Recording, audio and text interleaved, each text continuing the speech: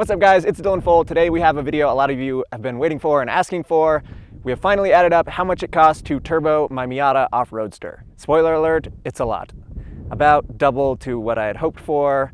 I made a spreadsheet at the end telling everything up. I should have made it at the beginning to keep track of costs a little bit more. That'd be my one piece of advice for anybody looking to turbo their Miata or any other car, is really do some research before. I'm not good at research, so I didn't do that. We're here up in beautiful Beaumont, California, and we will be taking a drive here in a little bit, but let's get to some numbers.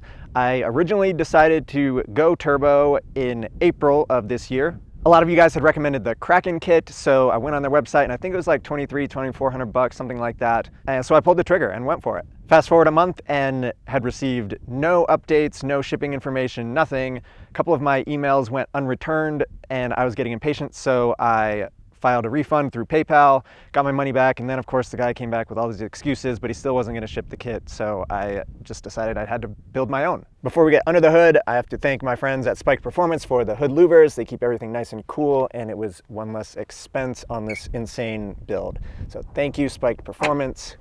Here we are. The heart of the turbo kit that I decided to go with is the Garrett 2860 RS, $1,039 for that. We have the Max G cast manifold for $428 and the CX Racing intercooler kit for $508. We also have a Fab 9 oil and water line kit for about $200. So that total is $2,175, and I think that really is what most of these turbo kits come with, the Kraken, the CX. They might have a downpipe with that, but I knew I was coming straight out of the hood anyway. So from there, we are pretty even. When you look at that number, you think, oh, that's great, that's nothing. That's about what I had hoped to spend. But it turns out if you don't do a spreadsheet, it's all the little expenses that add up. We'll get into those. First of all, the Fab 9 oil line kit was a disaster. It was as if somebody just reached their hand into a bag of fittings, threw them in a box and sent them to me, because at least half of it didn't work. I had to go to a local racing shop and buy a ton new stuff, and it cost another $170. I had ordered the turbo from them at the exact same time as the oil line kit, so it's not like they didn't know what I was doing. Most of them didn't even fit into the turbo. It was a disaster. I have heard a lot of negative stuff about them, so I cannot recommend Fab 9. So for injectors, we can't really see anything, but we went with Flowforce 640s for $329. The mechanic that I had rebuild the motor, which we'll talk about here in a little bit, lost the gaskets and the fuel rail spacers, so that cost me an extra $31. The bonus though is if you order the Deeshworks DW200 fuel pump from them at the same time, they give it to you for $80, which I think saves you $20. For the exhaust, like I said, I knew I wanted straight out of the hood from the beginning. I don't remember the name of the company that makes the little adapter, but it was the only one I could find that was 5-bolt to 3-inch exit. That was $100 and then $30 for the J-pipe. The ECU I went with was the Speedy EFI for $450, and if I were to do it again, I'd probably just go with everyone else and get the Megasquirt, maybe even find a used one for right around that price. I've seen them occasionally on Facebook Marketplace. When they were tuning it, they said there was just some features that it didn't have that they wish they did. I think a lot of that is around cold start, which is kind of rough with this car. You also need the AEM wideband for $160. We got the Amazon Boost controller for $23, and then an Amazon Boost gauge for $45. We did an upgraded PCV valve. This is a Mazda, but it's meant more for the turbo cars. That's $28 at the dealer. It's a little hard to see down there, but we have the Mishimoto oil filter sandwich plate. That is what you need for plugging in your turbo feed lines. We did have a little bit of issues with that. There was a massive oil leak coming from there, and it turned out I'm using only one of the 3 ports on there and I have 2 block-off screws, and those were the wrong size.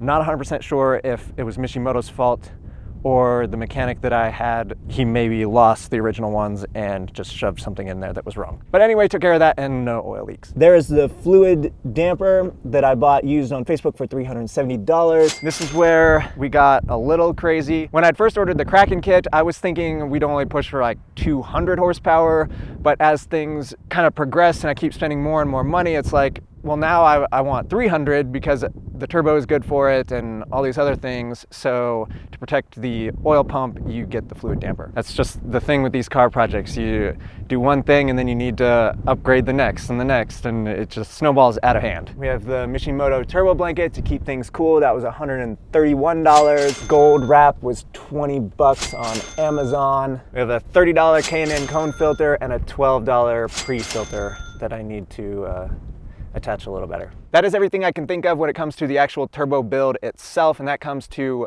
$42.34, which is getting up there, but again, not necessarily terrible, about in line with what you hear other people spending, but unfortunately, it did not stop there. When I originally ordered the Kraken kit, like I said, I was thinking only 200 horsepower, so I was gonna leave the motor stock, try and run it low PSI, get a little more power, have some fun with it, and if the motor blew up eventually, then I would do a built motor.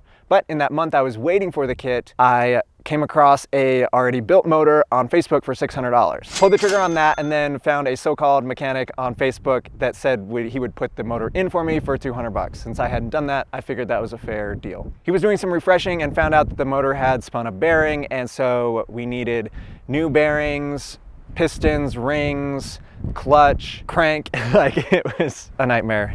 You have to be really careful when you're buying built motors on Facebook, it turns out. So I bought a Super Miata clutch for $330. The rods were fine, they are forged, CX Racing, just new stock, non-OEM cheap pistons for like 100 bucks, which may be the one thing that bites me, but the forged pistons are $700, so it was really hard to justify.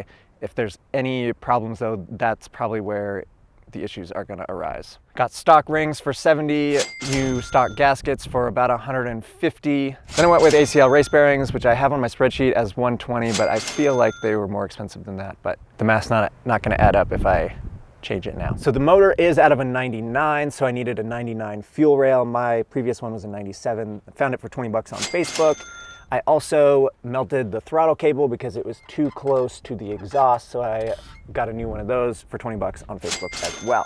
That Facebook mechanic turned out to be kind of an idiot, but I still paid him $150 because he did most of the work. It just took him 3 months when he said it would take a weekend. So that comes to $1,560 for the built motor. Then I paid Sideways Performance $837 to tune it. They did a great job, and I'm mostly happy, but we'll probably have to go back because it does not shoot flames, and I think you guys would really enjoy that. I know I would. So that brings our total to $66.41 all in, or thereabout. I couldn't find all my receipts. Some of it is estimated, but that is more than double what I had originally hoped for.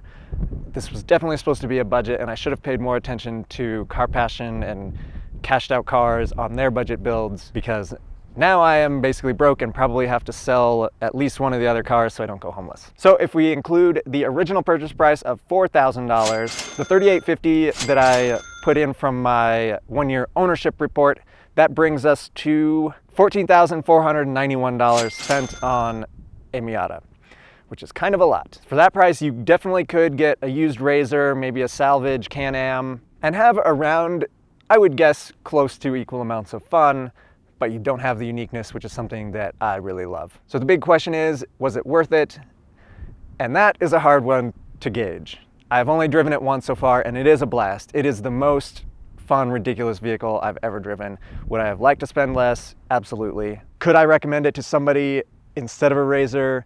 Yes, definitely. We have a street legal convertible sports car that can fly off jumps and go off-roading and do crazy stuff. If that's what you're looking for, this is the way to go. Let's take it for a ride.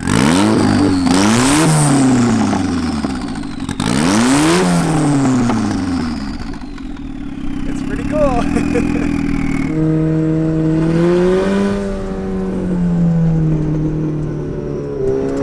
Big hill. All right, this is what we need the power for.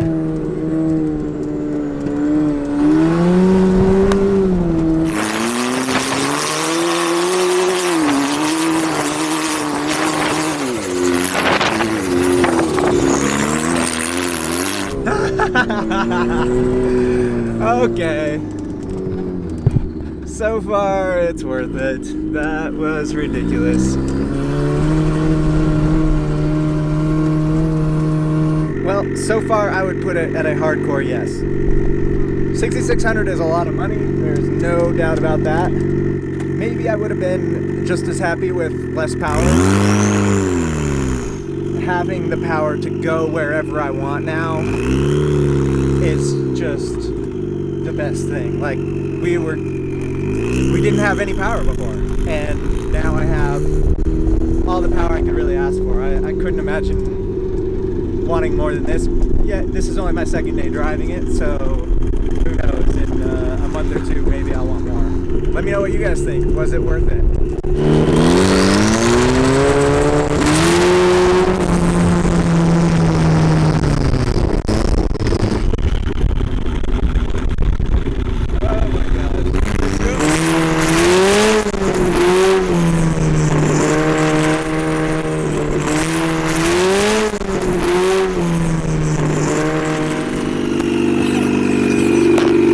Driving one-handed is not recommended. Yes, $6,600 is a lot of money to turbo a car, but when you can get to places like this in a convertible sports car, I kind of think it was worth it. The car was feeling a little bit weird. I thought it might just be a blown out shock because it's been leaking oil for a little while now, which I did know about, but when I got back and checked it out a little bit more, turns out the control arm has busted open.